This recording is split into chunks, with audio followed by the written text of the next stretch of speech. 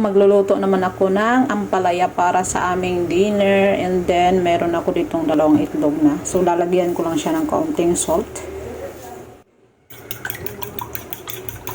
Siyempre ready na yung ating mga ingredients, sibuyas, bawang at kamatis at yung ating ampalaya. Maglalagay ako dito ng bagoong Barrio Fiesta. Baka naman, char. Hindi ito sponsor ha. Iinit na tayo ng kawali. Lagay ako ng kaunting oil. Olive oil nga pala ang ginagamit ko. Yan. Gisa na natin yung sibuyas. So maraming sibuyas guys kasi mura lang ang sibuyas dito sa Saudi. Kasawa talaga tayo ng sibuyas dito. Pag sa Pilipinas na napakamahal. Then isusunod natin itong garlic.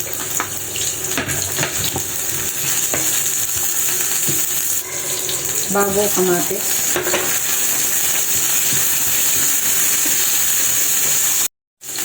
And then, mag-a-add ako ng bagoong. So, ito na yung magsisilbing panlasa natin doon sa ating ampalaya. And then, i-add na natin ang ampalaya. Maglalagay akong paminta. And then, mix lang natin.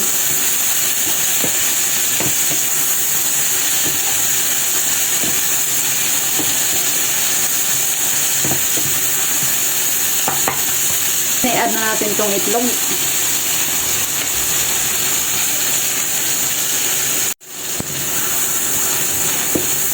Lang natin ang bahagya.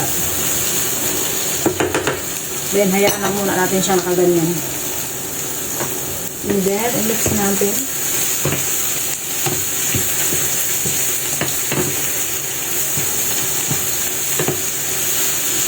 Pagluto na yung itlog, okay na yan. Ayan. So, wala na akong nilagay na pampalasa dito guys, kundi yung bagoong lang. So, ayan na yung ampalaya with egg and bagoong. So, yummers. So, ilagay na natin yan sa lalagyan.